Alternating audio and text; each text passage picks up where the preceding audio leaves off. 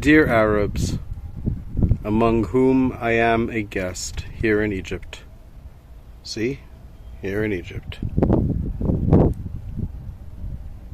My view is not your view. My view is the view of Muhammad sallallahu alayhi wa sallam. My view is not destroy the Jews or the Zionists or whatever you call them. The state of Israel. My view is not that.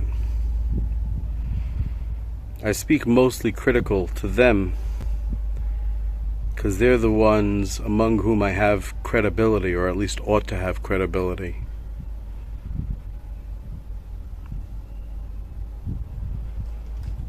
But I make everything public and transparent because it has to be these days. We don't do shrewdness. We don't do trickery. Let me tell you what I tell the Jews. We have a Torah. You know about it. Some know more, some know less. And the Torah, which Muhammad, I think, understood pretty well. You have to understand that if Muhammad were speaking to a different community, of course he would be speaking different words. If Muhammad had not spoken Arabic, for example, he'd be speaking different words. If Muhammad were alive today, he'd be speaking different words. He spoke to the people he spoke to. If he came back alive today, I think you would agree that if he looked around, he would find very, very few people that he considered to be actually following what he thought was right.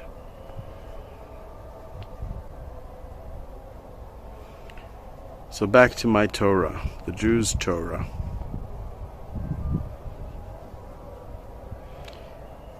It is that the Jews have a mission. They are to create a perfect society. Who knows what perfect means, but as close to perfect as possible. So perfect, in fact, that nobody ever suffers from neglect. Nobody ever is dying or suffering or sleeping on the street or lacking help for anything because they can't afford it, because they're too stupid, or because of any reason. In fact, the Torah says, if you find a corpse out in the field, doesn't know if it's Jew or non-Jew or man or woman, young or old, the word there is halal, a hollow, an empty. Because once a human being was a great thing made with God's own power. Now it's empty. You find a corpse in the field, it's a national scandal. Today in Israel, people die every single day from just simple neglect, like in every country. I could tell you the rules of the national scandal, what happens. The rules are spelled out. It's the kind of thing that enters the history books. In other words, in a city, it would never happen that somebody dies, or without. It would never happen. So even out in a field where there was no one there and maybe nobody responsible, still the whole country is regarded responsible for one death. Love thy neighbor as thyself. Care about your neighbor as you care about yourself. An ummah. And Muhammad also understood, if you have an ummah, a nation that has it all right, everyone will join.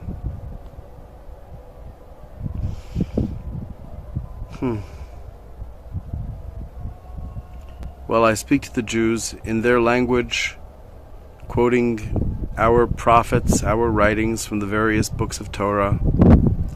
I explain and I show in my own life how all of these misunderstandings can be understood. Here in Egypt, me walking around as a public Jew, lots of people will automatically think and assume and want to do many negative things. But I haven't had any problems. Over a year, I've lived here a year and a half. Because I reach out to people and talk to them and we clear up all misunderstandings. We're on the same side. We're brothers. Really. Brothers and sisters, we're humans on the same side. All people are equal children of God. So I've shown with my life, and I've shown with the sources, and I know I teach history, Jewish history in particular, and I'm reaching out to them. But you know what? I'm here now, and I'm reaching out to you too. What can you do? I know you're also afraid. You're afraid of the few crazy people in your midst. You're afraid of the whole government system, the whole pyramid system. So many levels. I don't know. Don't feel bad. Everyone in America is also afraid. They're just afraid of different things. But yeah, people are cowards. I get it. But what I'm saying doesn't require going against anybody. We have no enemies. Our group, Yadidya, this channel, we have no enemies. None. We're not trying to overthrow anybody. We're trying to show the whole world that we all know that there's a better system, one without competition and misunderstandings, one that, as the Torah says, v'ha'emet v'hashalom ehavu, where the truth and the peace you will all love, and it's its own reward.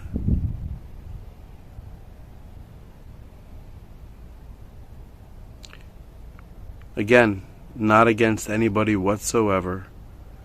What I have to say is literally good for everybody. I just need a large voice. I just need... You know what works these days?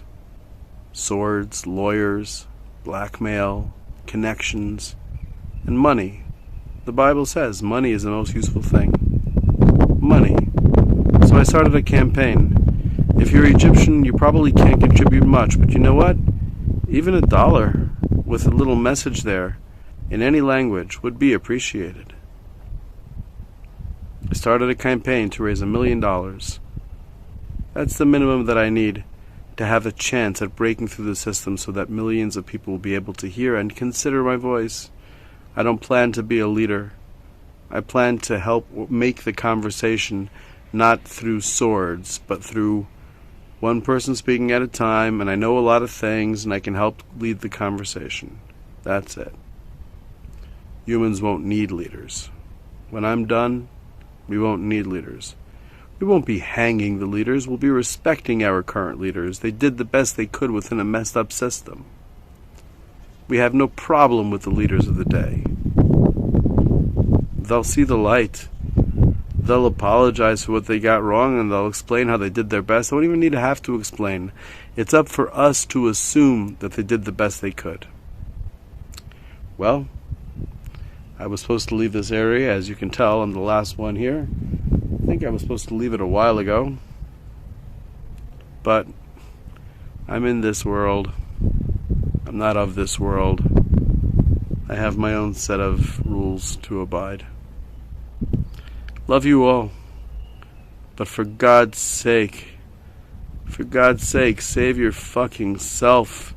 Help me succeed at this. I can't help you individually, but you can help me reach millions, and when I can, I swear your life will be so much better. Oh, in so many ways.